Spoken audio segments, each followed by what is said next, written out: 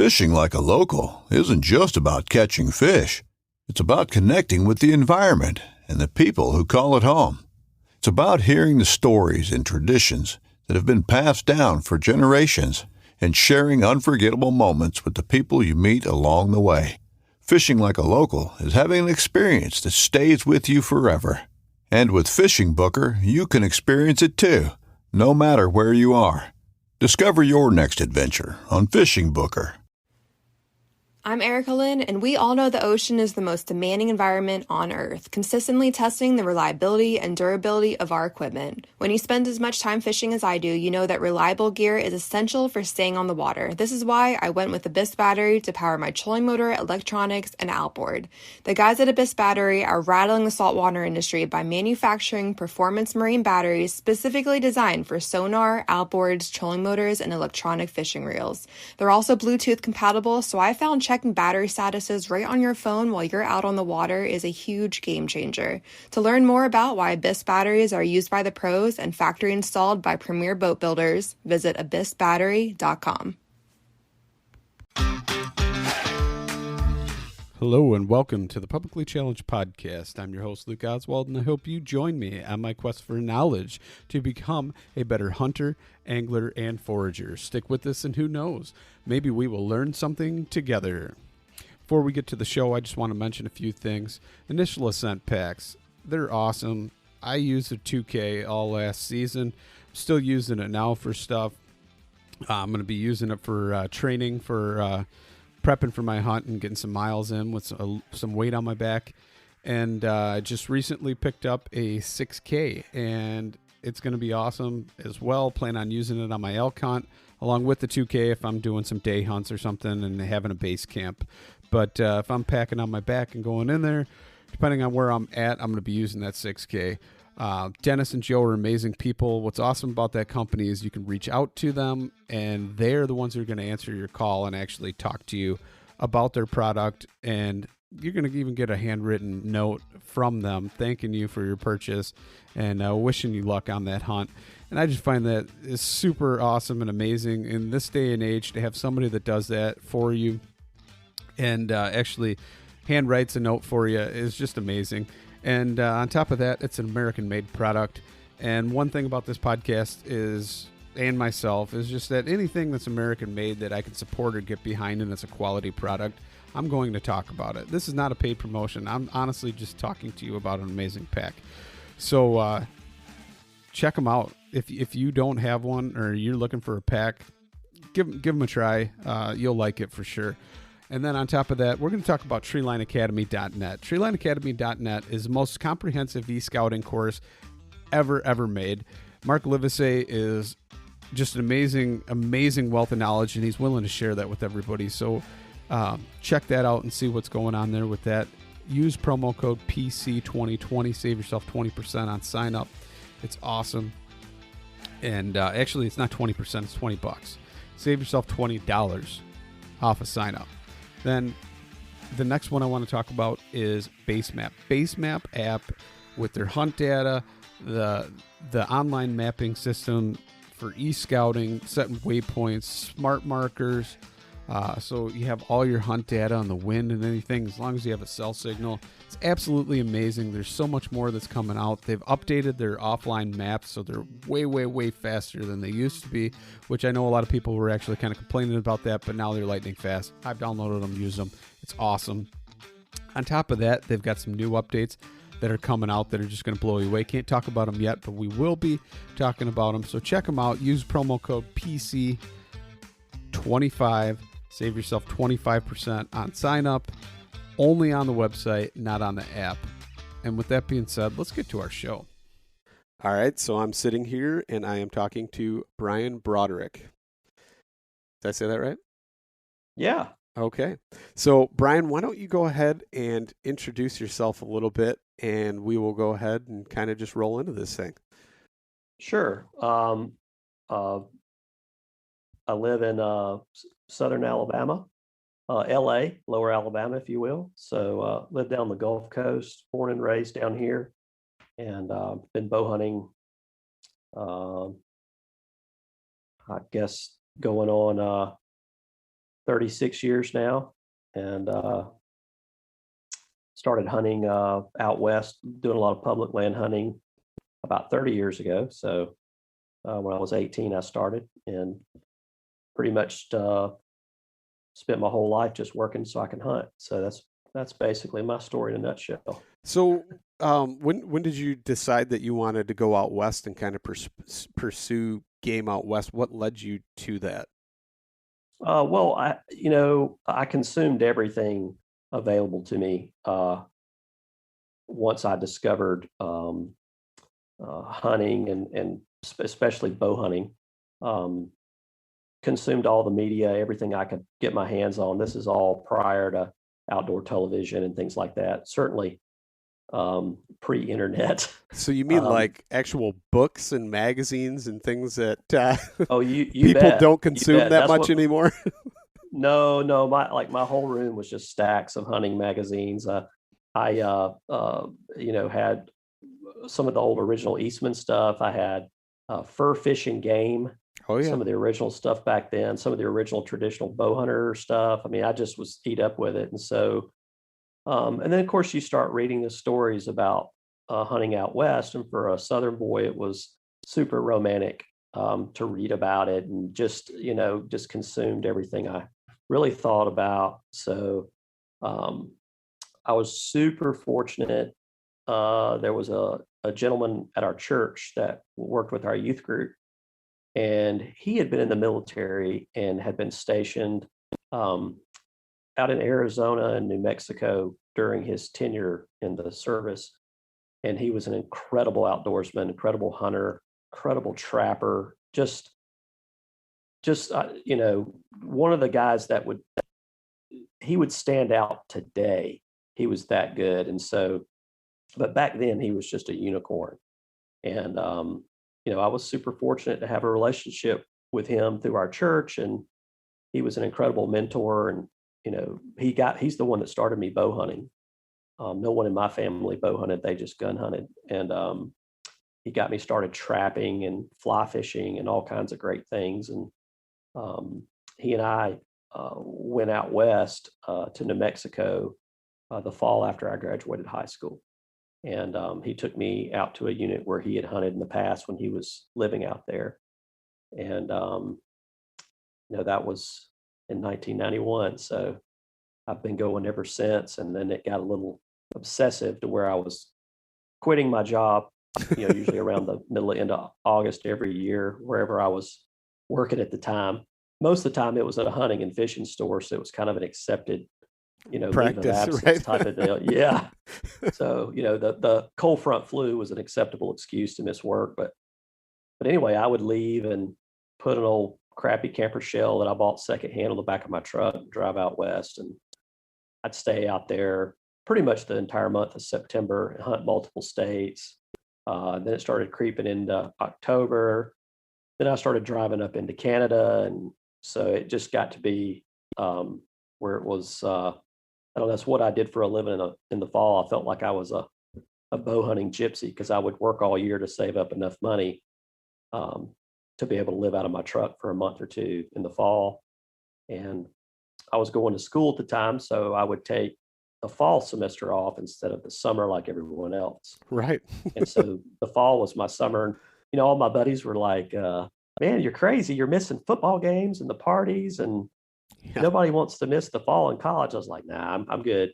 So a lot of alone time on the mountain, a lot of sketchy situations, some pretty close calls at times. And, but I wouldn't trade it for anything.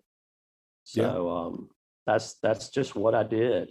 It's what I've kind of spent my whole life doing, is working to be able to do the things I wanted to do. So in the days, obviously before GPSs and all those fancy navigation tools and cell phones and all the fancy maps and stuff.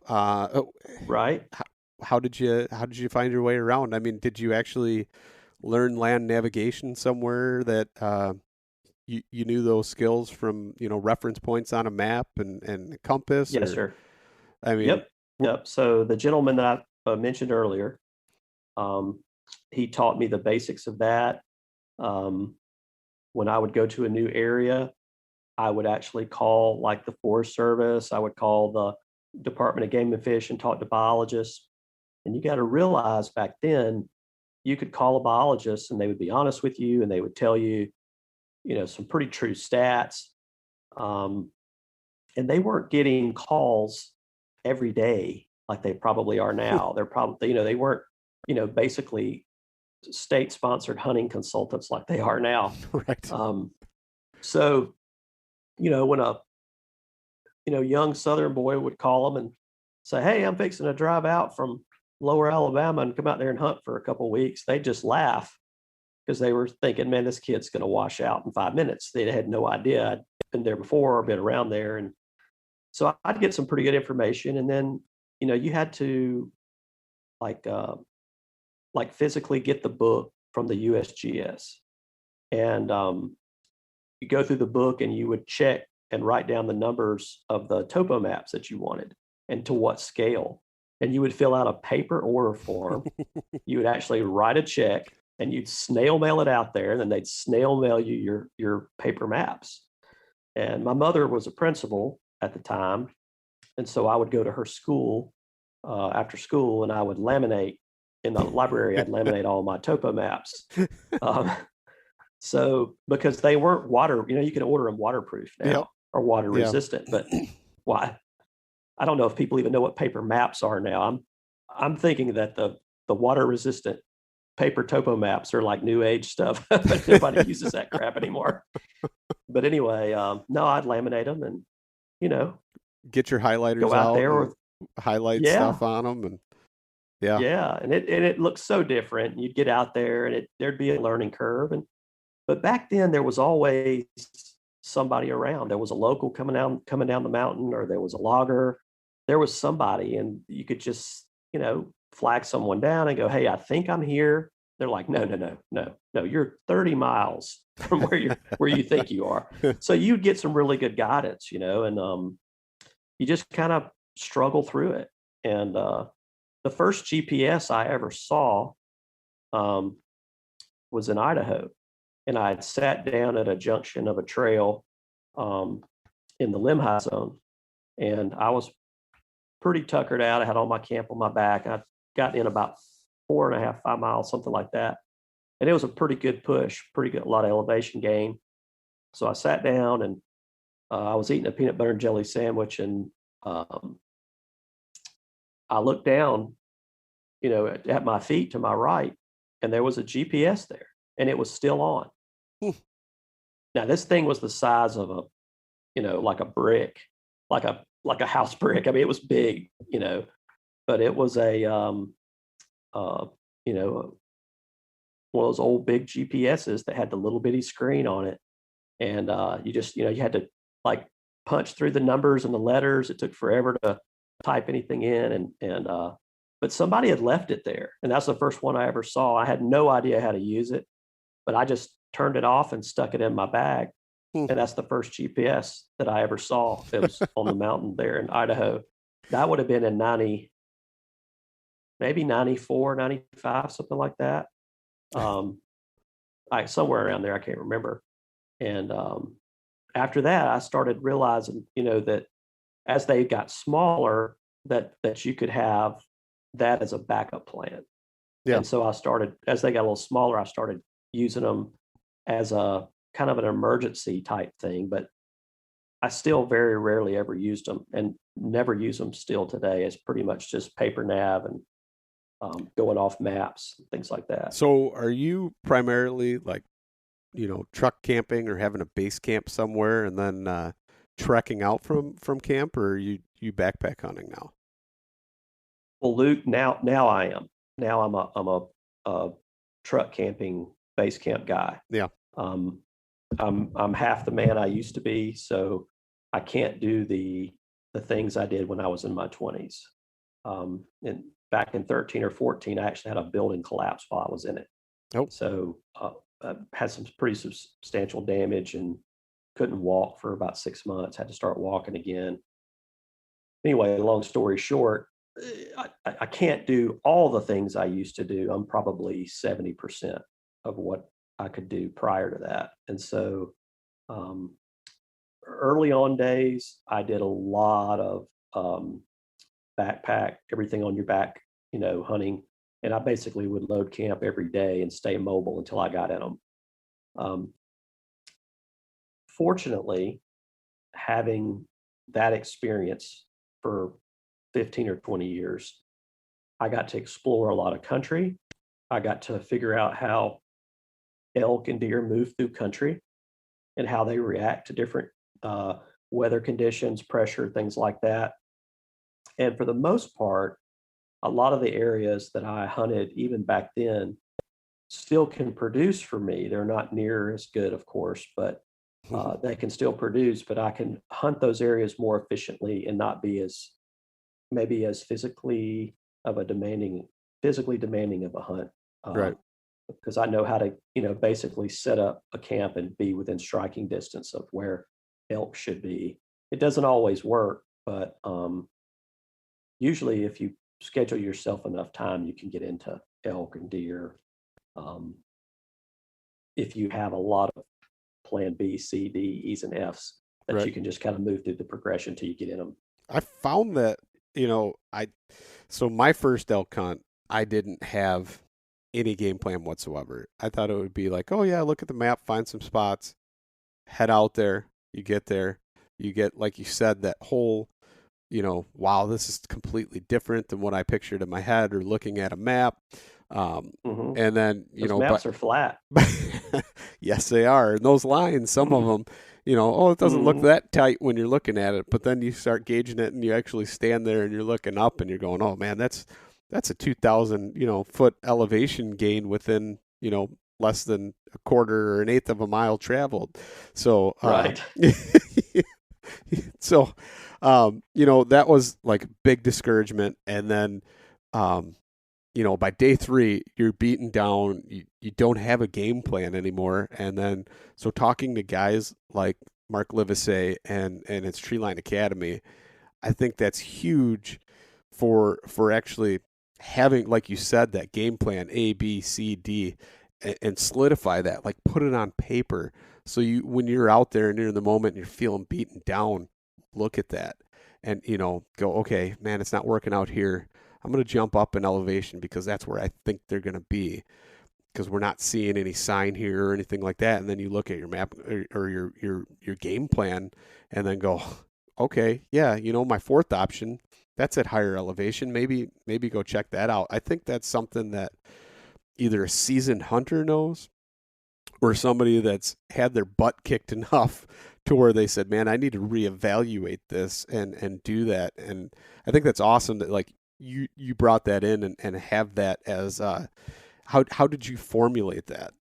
How did you come up with that? Well, it was a lot of screw ups, doing it wrong a lot, skinning your knees. But as long as you're pulling good lessons out of every time you kind of step on your pecker there a little bit, you're going to become a better hunter. It's the guys that, here's the problem. Guys will go out and do their do-it-yourself hunts and they'll learn some really valuable lessons. But they will come home and they will prioritize the lessons they've learned behind what they're listening to on podcasts or YouTube channels or whatever. They'll literally take the Western spiel, if you will, and prioritize that over the hard lessons they've learned and physically, gathered themselves. And that's the problem. And what you've got to realize is when you listen, listen, every block in the Western states, there's a guy on every block with a podcast. There's a guy on every block with a YouTube channel. They get 2 or 3 tags a year. They get to hunt about 2 months. They're not like us in the East where we have longer seasons, higher game limits. We actually get to hunt for a lot of the year. They get to hunt for a very short amount of time, a very limited amount of game they can take with the limited tag system. So they talk a lot about hunting. They talk a lot about gear. They just dissect it to the nth degree. The problem is when you're listening to all this stuff, you're listening to the highlight reel. You're listening to Sports Center. You're getting, their 5 best plays out of 15 years, but they're delivering those messages as rules of thumb, which is not what's going to translate for guys like you and I that are driving from the east side of the river out there. Yeah. So you've got to really place more value on your own experiences and your own lessons you've learned, and don't deviate from that path that you've actually gathered, the intel you've gathered yourself. I see so many guys do it, and I'm super open and honest with like where I hunt, where I've hunted in the past. If customers call me and they are saying, hey, I'm going here, going there, do you know anything? If I know, I'll tell them. I had a really famous Western guy that I really like a lot, that has a really famous Western podcast. And he was sitting on his honey hole on top of a mountain glassing at one of his honey holes last year, right before he killed the biggest bull he's ever killed. And one of my buddies from Arkansas, I was kind of talking about the areas I hunted and kind of giving him some directions. He walked right in there on him and started talking. And then I was the mutual friend, So I'll send people wherever. If I'm not hunting in there, I don't care. If I am, I don't care. I'm about sharing. So, but I have these guys that'll send me these maps or these pins and go, hey, we're going to park here, walk to here. And I'll go, hey guys, you see all those little lines between where you're going and where you're parked? That's a million lines of death is what that is. You're about to gain about 3,000 feet in 2 miles. You're not going to make it. And you're damn sure not going to make it with 60 pounds on your back, So you have to be realistic about what you can do as an Eastern guy going out west. Limitations. I live at sea level. So when I go out there, it's like breathing through a coffee straw. You can't ever get enough air, So you have to, plan how you're going to hunt and plan how you're going to, approach animals. And, I've hunted with so many guys out west that are just incredible hunters. They're incredible athletes or athletic people. And we'll see, an elk across a canyon and they're like, let's go straight to him. And I've got to walk the rim. I'm going to go around the rim to go to the other side. I'm not going to, lose and gain 2,000 feet of elevation to go to an elk because I'm not going to make it. I'm not going to get there and I'm not going to be any good when I get there. I would rather take, another 30 minutes and maintain my elevation and basically side hill or ridge walk all the way around to where I can do it. When I get there, I can still breathe. And that's super important for guys coming from out east going west, Yeah, no, I totally agree with that. So I kind of wanted to talk to you, which we haven't done yet, but that's awesome because I think our conversation is great. But so anybody listening so far, they may not know who you are. I just told them who I was. Well, you did, but you didn't tell them what company you own or what you do as far as that. So I want to dive in. I want to dive into that a little bit because actually I'm kind of curious myself about the arrow system. So I currently use Day 6 Evo broadheads. I think they're awesome. Right. I like the fact that I can blow through a shoulder blade and take it to a paper wheel with some compound on it and resharpen it and be able to go back out there. I like the fact that when I hit that shoulder blade, I know there's not pieces of aluminum and pieces of blade going all over when I go to field dress that deer. Sure. There's none of that that's going to stab me and get my hand. So, I think there's something to be said for a product that actually is durable, reusable, and easily sharpenable. So, I kind of I wouldn't get carried away with the easily sharpenable stuff. I always want to be super honest. Well, it's so as long as you don't like completely ruin the edge, it's super easy to touch up. Yes. And the beauty of what we're doing is that it maintains its edge very well. I think the point you're making that it retains True. its edge. But I mean, what is it Yeah. as far as Rockwell scale hardness? It's like what, 50 something, 59, 58, Fif- somewhere in there. 58, 59, yeah. Okay. And see, I know that because I'm kind of a knife guy. I love knives, right? So S30V steel. Sure. I mean, it's a quality tool steel, and you put the edge on it. It has great edge retention, depending on what hardness you put to it.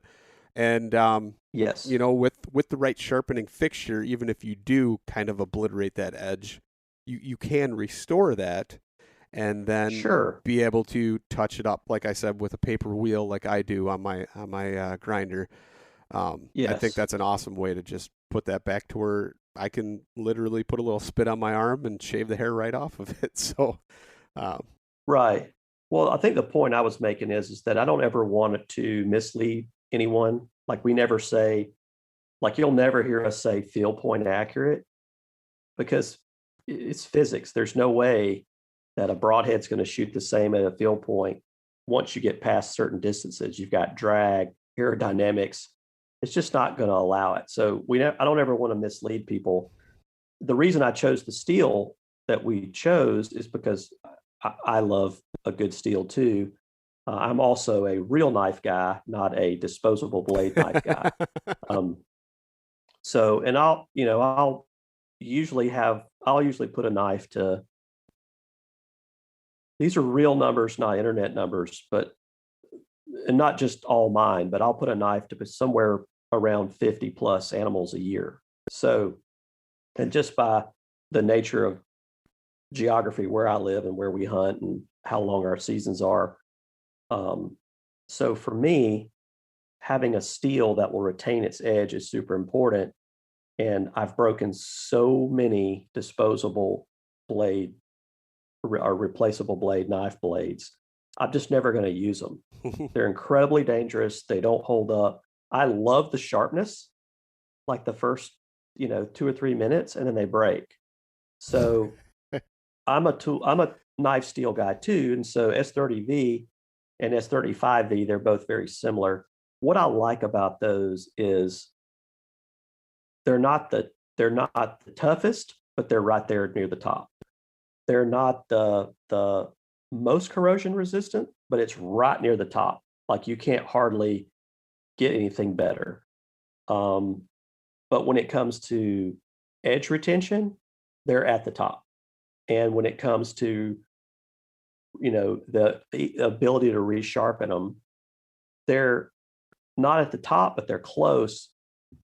But what people don't understand is that with a steel like that, if your focus is edge retention, which for me it is, it's not going to be super easy to resharpen if you completely dull it. But the beauty of a blade like that, like our broadheads and knives that are made that way, is that if you don't damage it, it's going to hold its edge so well that it takes almost no effort to bring it back to factory sharpness after it's been through an animal. And for me, anybody that's ever hunted with me knows that it's literally shoot a lot, dig the arrows out of the mud, rinse them off in the creek or in the the swamp. It's a rinse and repeat thing. I've got to have a blade that's going to hold its edge, because if not, I would just constantly be resharpening heads, and I just don't. Who wants to do that? So that's why I picked that steel. I didn't want it to corrode, but I wanted it to be number one on edge retention, because once you move away from the whitetail world and you get into elk, moose, you're dealing with a lot coarser hair. You're also dealing with a lot thicker hide.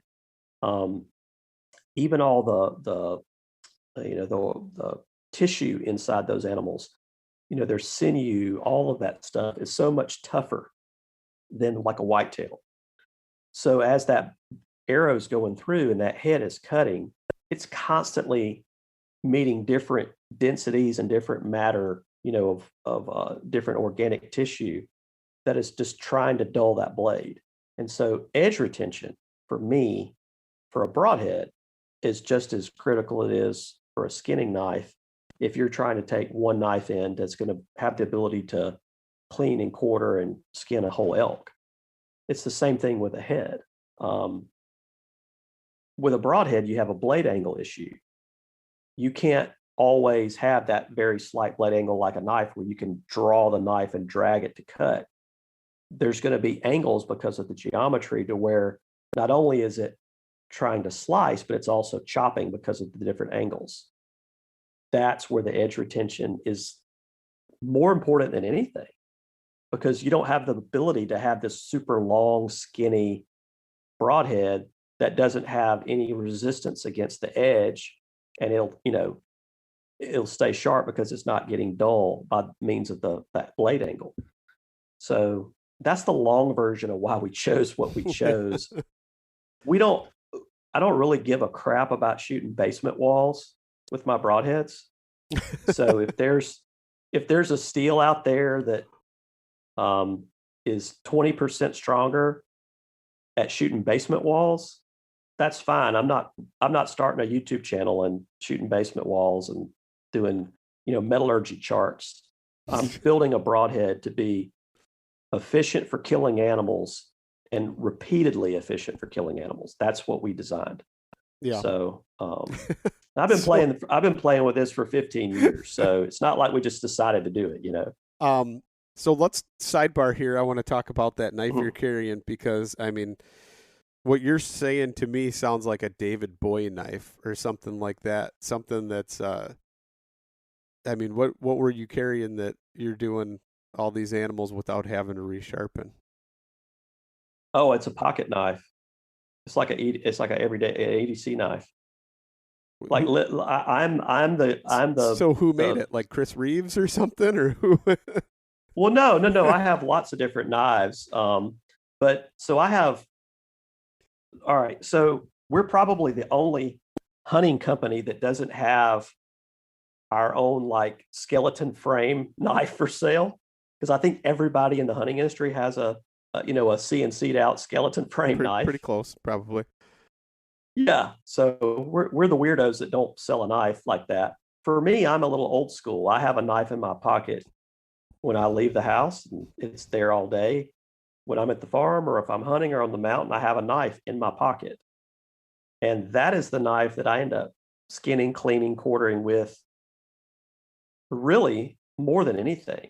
I will carry some other knives for backup, but I guess I'm too lazy. I'm not going to go digging through my pack to get the fancy quote skinning knife. I usually pull my knife out of my pocket that I maintain an edge on. And that's what I usually knock the sides off all the deer and hogs with.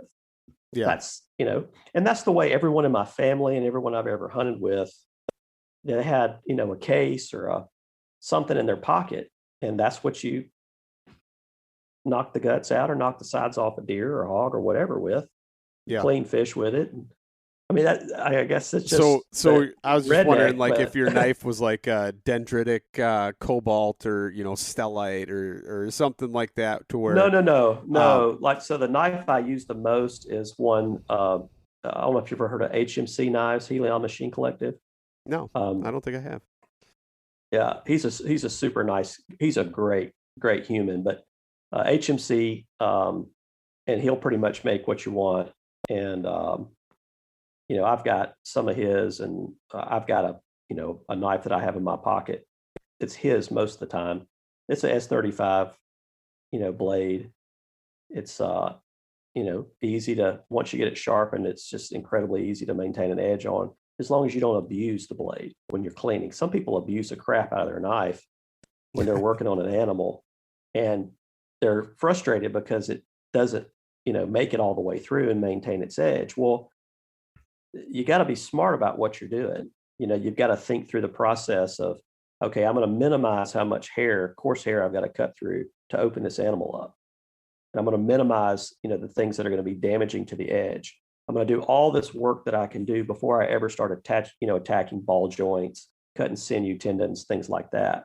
You've got to do it in a process to, make that edge last, especially with an elk. Yeah. That's, their hair is just so much more coarse than a whitetail is, and their hide's 3 times as thick. So It's just a different ball game. I used to have, well, I borrowed it from my dad. I believe it was a David Boye, Boye. Hmm. He, I don't think he's still around anymore, but I borrowed the knife. I went down. My dad's buddy used to help guide on a hunting ranch down in Missouri. And I went down there and we dressed out 5 hogs, nice size hogs, before Yeah. it never needed a sharpening the entire time. It was 5 animals and it was still razor sharp. I remember it to this day. I was like, man, this is the coolest knife ever. But super hard to regain an edge once you lose that edge, because it's so hard. And Yeah. it actually hard on your tooling to try and resharpen it. But so I kind of wanted to get into. Sorry, go ahead. No, I was just saying our broadheads would be the same way, as long as you maintain the edge on it, and touch it up. You don't ever have to like really start over with like a low grit, grind to bring a burr back up. But on any high end knife steel, or even our heads or other heads that have that kind of steel, people that experience struggles to resharpen them, it's really a function of they're not starting over. They're trying to just hone it. And if you lose too much of that edge, you've got to go back and bring a burr back up. I mean, if no one takes anything away from this podcast other than that, if you're working on a broadhead blade or a knife blade for more than about 5 minutes and it's not getting any sharper, you're starting with too high of a grit, and you're not waking the blade back up. You've got to basically get that thing, a new burr pulled up. If you'll do that first, you can sharpen a knife in a minute. So that brings me to a question then. What is the angle or the bevel of the grind on your edge of the broadhead? 20 degrees. 20 degrees. 20 degrees. Okay. Yeah. Never had to go that far yet, but if I did, now everybody knows 20 degrees is the correct angle to get your diamond on there. Yeah.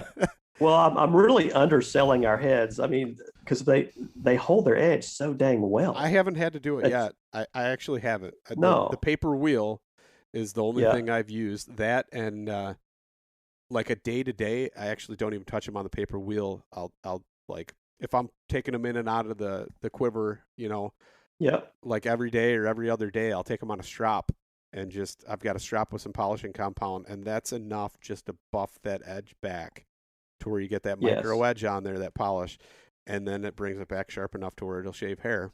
But and cardboard will work just as well, believe it or not. Really? Okay. Oh yeah, a cardboard box. Yeah, it's the compound, the buffing compound, that does a great job. But put a little buffing compound on a cardboard box if you don't have like a leather strop or a piece of leather, and just drag it backwards. Don't cut against it, and it'll do the exact same thing. Really? Okay. And it'll just be, oh yeah. That's good to know. I mean, I made my own strops, like I said, because knife guy, right?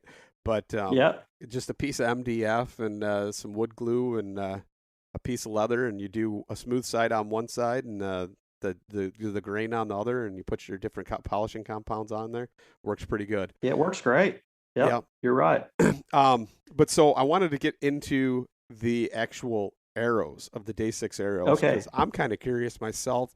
I don't really know how that outsert works with the tuning and all that kind of stuff. And I'm kind of curious to learn more about it. So can you fill me in on about that? The outsert system? Well, let's go over the whole system. Because okay. Well, the arrows are a 4mm. They're a 4mm ID arrow, inside diameter arrow. Our arrows are a little misleading because when people think of 4mm, they think of micro diameter. So they're picturing these little skinny arrows. Now, our arrows are a small diameter arrow, but the way we make them a little different than what the industry standard is. So when you say pull the nock or you cut one and you look at the end, the sidewalls of our arrows are 40 to 100% thicker than just about anything you'll ever see. And it's because of the way we make the arrow. We just do it differently. So we use more material. The beauty of that, by using the more material, is that the arrow is more consistent. You can really get the spine tolerance perfect because you're not relying on. So let's say that to build a traditional arrow, you would have to use 5 layers of carbon, okay? And you've got to rely on those 5 layers being within 1% tolerance. Make sense? Yep. But the way we do it, let's say that there's 10 layers. Well, we don't have to be 1% tolerance because when you have 10 layers, you're already splitting what the tolerance requirement is. You see what I'm saying? Mm-hmm. So while we still use the same quality material that everyone's using, we just use more of it, and it's the way we orient the carbon on the shaft. So the spin-off of that is an incredibly durable arrow. You just about cannot break them. But the really the most important thing for people to take away from what we're doing is people think it's about the weight. Well, the weight's great. That's what I love. They're focused on the straightness. Our arrows are just 1,000 straight, and it's just because of it's a byproduct of how we make them. The tolerances are extremely tight. For me, the number one thing for an arrow is spine. So if you buy 300 spine shafts, you want them to be all 12 300 spine. Yeah. So the industry standard is not that.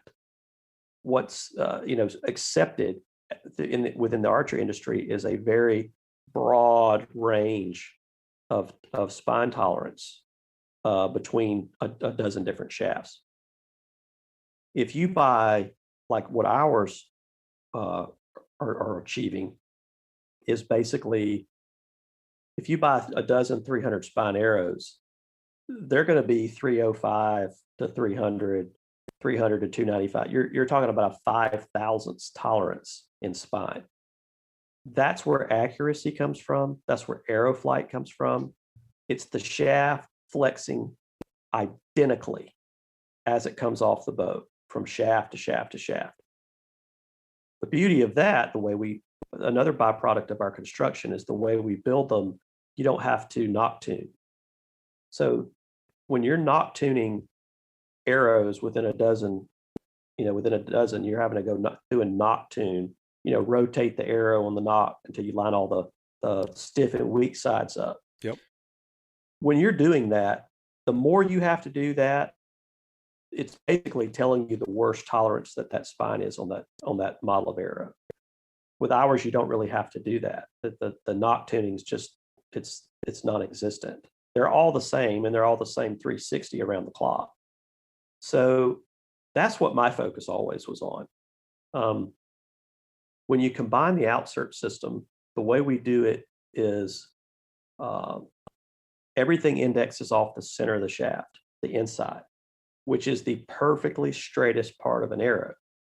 If you're orienting or indexing your component system off like your cut end at the end where you cut the arrow or the outside diameter, you're now indexing everything off of an imperfect or not perfectly round surface.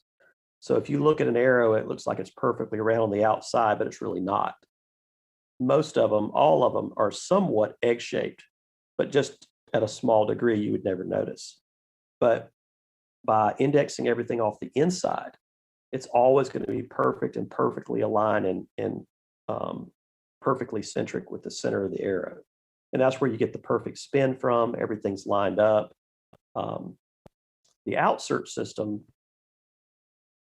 is certainly a durability enhancer, having the collar that slides over.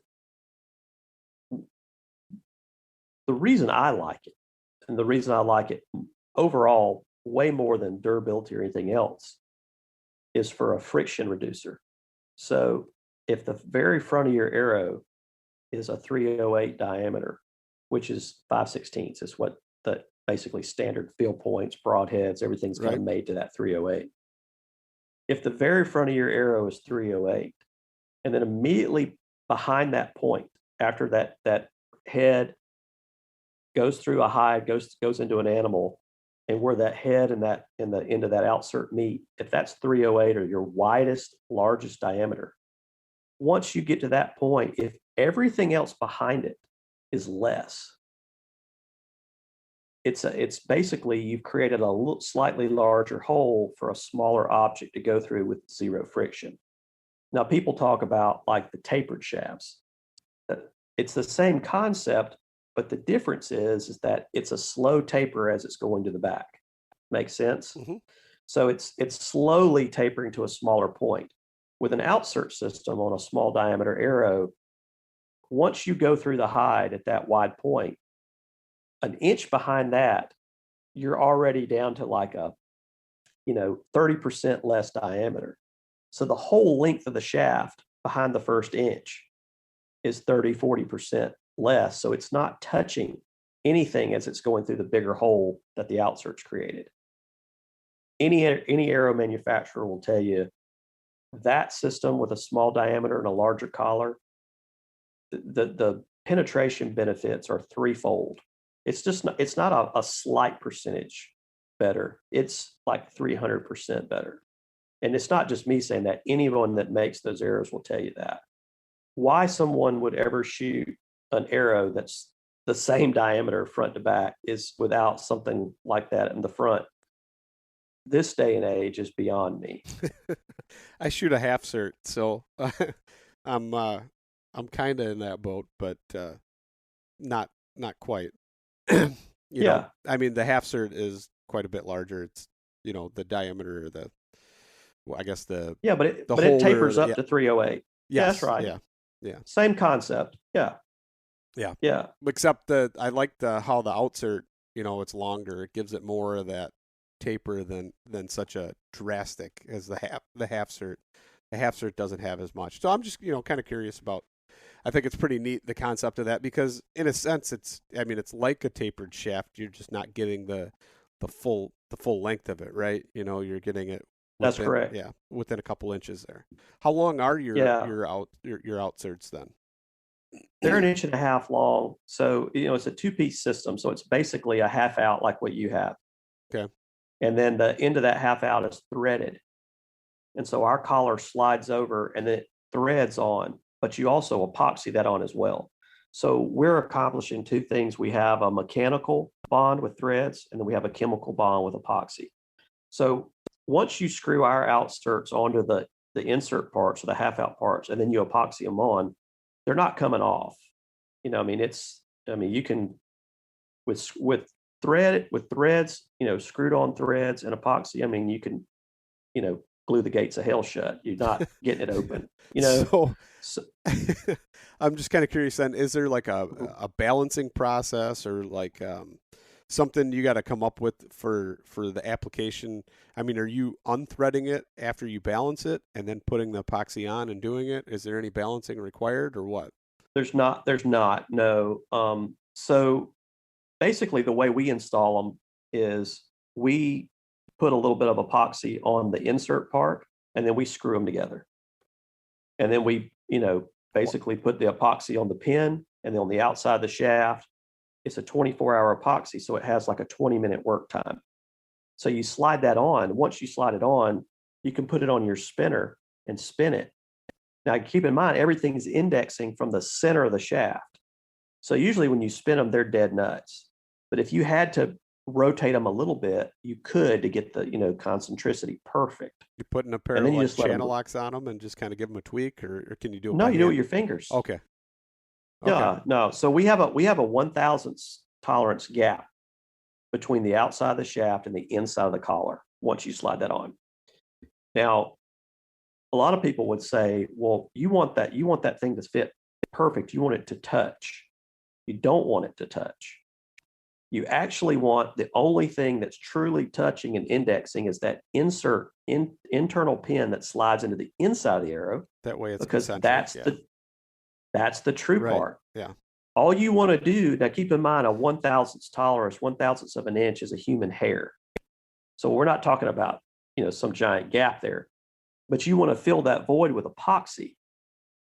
And so it doesn't matter what the OD of the arrow is, whether it's out of round or whatever. as long as you have a tolerance there, when you slide that over, it's indexing on the inside. You fill that void with epoxy, and you're not going to have any pressure points. It's going to push the outsert left, right, up or down, out of round. Right. So once it cures, you've got it completely bonded. And of course, I have, half the bow hunting community now is either a metallurgist, composites engineer. They're all hobby, engineers, physicists, all that good stuff. So they say, oh, well, is that epoxy going to be strong enough, to hold all that together for durability? And I have to remind guys that you got to realize that all your carbon shafts are 50% epoxy. Right. People don't realize that. I mean, half your shaft is 50% epoxy. The other half is carbon. Think about all the stuff you've seen on the farm with JB Weld that held for a long time. Yeah. But I mean, seriously, the half of the arrow is epoxy. Yeah. So, I mean, epoxy is incredibly strong medium. So anyway, long story short, that's how our system goes together. It's a mechanical bond and a chemical bond. The beauty of the collar is, and I'm not hacking on your system because we have the half outs as well, just the one piece. Some people like the simplicity of it. But at the end of the day, your arrow and your durability, your broadhead, anything you have, it's only as strong as the weakest point. And the weakest point on an outsert system is where basically where the cut shaft is, at the end of that cut shaft, where the pin and the outsert meet and they butt, the little 165 diameter of the pin, where it meets the flat part, the shoulder that butts against the end of your arrow. It doesn't matter how strong all that other stuff is and what it's made of. It's only as strong as that little tiny small diameter arrow, right? Pin part.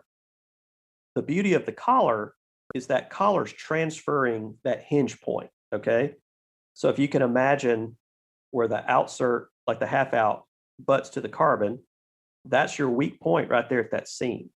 The collar comes over that and it bridges that weak point, and then it transfers it down, onto the shaft. Right. And then on the inside of the shaft, the pin extends even further towards the nock past that, and it transfers that hinge even further back. So what you're doing is you're basically overlapping your seams that are creating hinge points or weak points, if you will.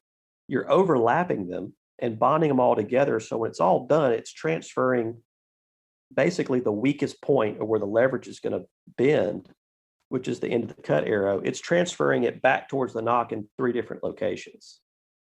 Okay. So I'm kind of curious, what's the weight of the arrows, like grain per inch? Mm-hmm. And then my other part to that question would be, what's the weight of the outsert?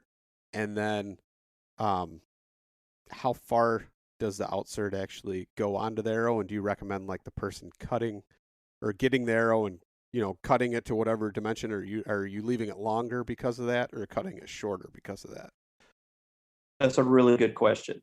So that's really good questions because you asked more than one. So number one, the grains per inch, of course, is going to be different based on the spine. Right. So they go anywhere from 8.2, which is our 500, up to 12.2 to our 250. So they're heavier, like a grain or two per inch heavier than what your standard arrow would be. But there's a lot of arrows out there that are similar. As far as the outsert system goes, we have a pretty good variation or a pretty good selection of materials and weights. And so what we try to do is we tried to carve up the materials and design them in 25 grain increments. So you basically can take the lightest system, which is a 25 grain insert portion and a 25 grain collar, combine those two, and they're 50 grains. And then you can go from 50 to 75 to 100 to 125 to 150. And we achieve that by different materials. So it's aluminum, titanium, stainless. And then we've changed the design slightly. So where the weights of the materials and the design, like if you looked at all the collars, all the inserts, they're going to look identical to you. but we've changed the geometry of them just slightly enough so you get that perfect 25-degree increment. So you can mix and match and basically get whatever you want. So for a guy that wants to shoot a 100-grain head, but he wants to have 200 grains up front, he can build a 100-grain outsert with a 100-grain head. Or for a guy that, say, loves a certain head that's only comes in 200, he can use the 50-grain outsert combined weight system and then use the 200-grain head and not be crazy heavy in the front. So we provided those options so guys can pretty much shoot whatever head they want, whatever point weight they want within reason, Right. Now that's pretty neat. So what's the price point? I'm kind of curious now, what's the price point for shafts and then kind of the actual, outserts and stuff like that? Rough idea. We don't have to get specific, but. Yeah, I'm embarrassed to say I'm having to look that up.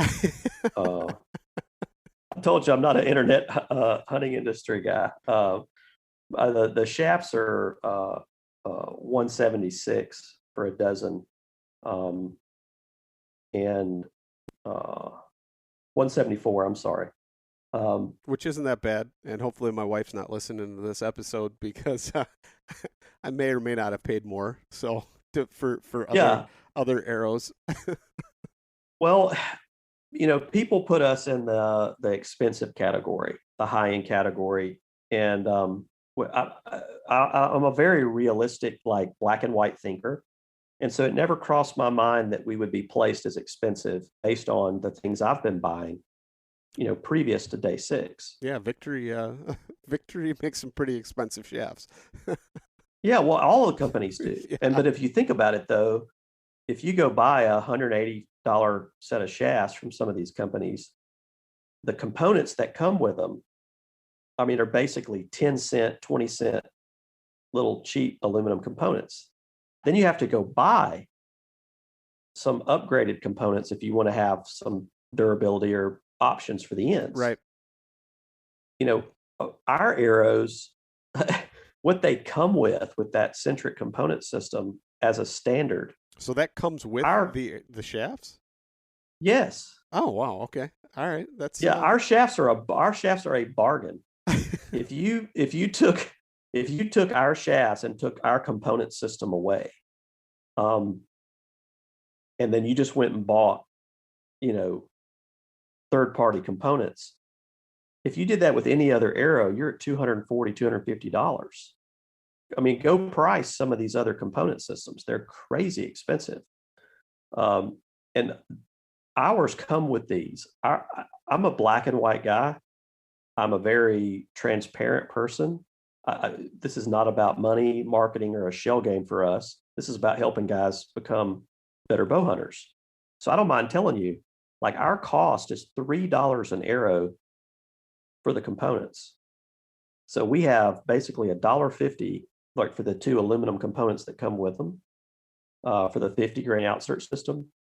But we're at $3 an arrow just for the components. That doesn't count the arrow, the nocks, all that. So that is what most arrow companies cost for their shafts are. And that's what just our components are. So when we're at $174 for a dozen, if you back $36 off of that just for our cost, you're gonna make me do math. I think that's $138. I don't know. I was too busy trying to put it all together, but yeah. Yeah, but it's super cheap for what you get. Yeah. The only reason that we're able to do that, Luke, is because we don't have dealers. Direct. So you got to realize that. Yeah, we're direct to consumer. So your standard discount in the archery industry to a dealer is 40 to 50%. So that's what the standard discount is. So you do the math. If you're buying a really high end set of arrows that's $200, the dealer's paying $100 to $120 for those. So that arrow company still has to make money on a $200 set of arrows. They have to make money at $110, $120, because that's what they're selling it for to a dealer. Yeah. There's no way we could do that. I mean, if we did that, we would have to include the little 10-cent inserts or whatever that people get with their arrow standard, and then they would have to go buy components separate. We don't want to do that. Right. We're trying to provide the complete system to a guy where he's just a one-stop shop. He can get, what we feel is the best arrow and component system for hunting, and what we feel is the best broadhead design, material, execution for hunting. We don't give a crap about shooting foam. Not my pig, not my farm. Don't care about offering different weights. I don't understand the concept behind we make the best hunting arrows, but you have 10 models. Well, which one's the best? I don't understand that, So for us, what we're doing is we're basically building in a very simple thought process. We're building what we think is the best hunting arrow for us and the way we like to hunt. And we're building extras if other guys want to buy some too. And that's basically the whole philosophy behind day 6 is I'm building what I want and other guys can buy it too if they want it. We're building extra. That's pretty much it. That's pretty cool. One thing I want to circle back to though is, so when a guy says this is the length of arrow I want, or is there something to where because of the outsert and everything that goes along with that, is there a different length, or how do you determine that? That was one of your questions, and I've got off on a tangent there. I'm sorry. That's okay. So, but that's a really good question because we get that a lot. That's one of our number one questions. Traditionally, for a bow hunter, they go into their shop, and when they get new arrows, they go in there with their one arrow, and the guy at the shop cuts them 12 more arrows, right? Yeah. So seriously, 90% of the bow hunters you ask, what arrows do you shoot? They say, oh, it's a 28-inch arrow. That's what they know, is how long it is. They don't know anything else about the arrow. So when you go into a shop, they're basically going to say, okay, well, if you're a 28-inch draw, you shoot a 28-inch arrow. If you're a 27-inch draw, you shoot a 27-inch arrow. The arrow length historically has been the first thing that people determine. Arrow length should be the last thing that you determine when you're building an arrow, because the length of that arrow is the easiest way to adjust the flex or the dynamic spine. Correct. So, and it's not a one size fits all. If you've got 10 guys that are shooting 27 inches, but one's at 62, one's at 65, one's at 68, you can't build the same arrow for that guy. And then if one guy's shooting a 100 grain head, but another guy's shooting a 150, you can manipulate the length of that arrow to offset for that broadhead point weight choice. Shorten it up. So that's right. Yeah. You shorten it or lengthen it. Yeah. So what we do with guys is when they call us, we say, hey, listen, tell us draw weight, draw length, and point weight. If you've got a bucket full of Thunderhead 125s and you're going to shoot 125s, that's what we need to know, because for me, I want to be able to take what that guy's shooting, draw weight, draw length, and point weight, and build him the perfect arrow, including the length. So to answer your question, when we tell guys you want to cut your arrow 28 inches, that's what you're cutting the carbon from the throat of the nock. And basically, the outsert adds an inch to that lengthwise, but it also comes back over the arrow 3/4 of an inch. So we keep that in mind, because let's say a guy's a 28-inch draw. I'm not going to tell him to cut an arrow 26 inches because the back of the collar could interfere with his rest. Right. You see what I'm saying? Yeah, oh, yeah. Yeah. That's kind of what I was thinking in my head. That, and it reminded me of the old overdraws and how stupid and silly that was, with the broadhead dangling right over your wrist, Well, you got to realize I worked in a hunting and fishing store and ran an archery shop in the 80s and 90s, and I can tell you some crazy overdraw stories, because that was back in the day. So if you had an arrow longer than 24 inches, you were a goober. Yeah. I mean, everybody was cutting them as short as they could get them. But anyway, no. So what we're doing is we're basically designing an arrow system for each individual shooter, each individual hunter, because it's not a one size fits all. that is super important for guys to realize that it's not a one size fits all. No, that's good information, I think. And if I order some, I'll keep that in mind, and that's something for everybody else to kind of keep in mind, to just maybe even contact you and kind of work through that process then.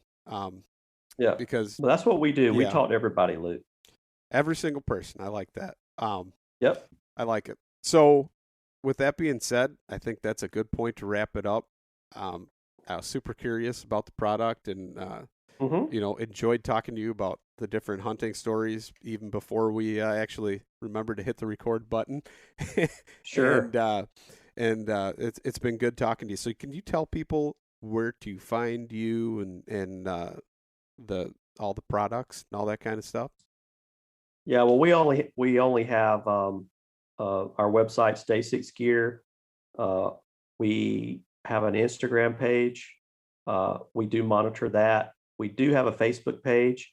It just gets mirrored or whatever we do on Instagram. That's kind of like I literally, yeah.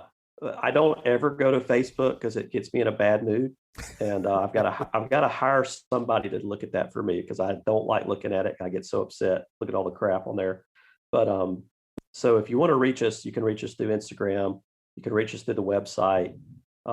If you call, that's what I encourage guys to do. Either myself or Dakota is going to answer the phone, and all we do is bow hunt. We don't have any other interest in life other than that. So we're not going to steer you towards industry trends or gadgets. We're just going to get you set up for being efficient. We just started a YouTube channel, only because I love video in our hunts. I love making really good films. I've always kind of had a passion for that. So we started doing that this year, and we are releasing one film a month. So that is not there to sell anything. It's just something we like to do. And we're kind of trying to use it as a way to highlight some of our customers, some of our friends, and kind of show the way we hunt, and also show kind of our approach to hunting and how we respect it, and kind of, the way we want to represent ourselves as hunters, which is super important to me. We did put a video on there on how to install our component system. We just got through filming a video on sharpening broadheads, which I think is going to be super popular for guys, because we get a lot of guys saying, man, I can't even sharpen a knife. How would I sharpen a head? So we're kind of going to show how easy that is. And then we're working on some tuning stuff, but it's mostly just going to be really cool films about our customers, our friends, not about us, but just, people that we interact with, and people that represent hunting the right way in our opinion. I totally understand that. That's a good point and way to represent that, because especially this day and age, social media, that kind of clouds things a little bit. But I appreciate you coming on, and thank you so much for talking and really filling me and the listeners in on your product and some cool hunting stories along the way. And sure. Thank you, man. Thank you for coming on. Oh, you bet. I enjoyed it. Thanks.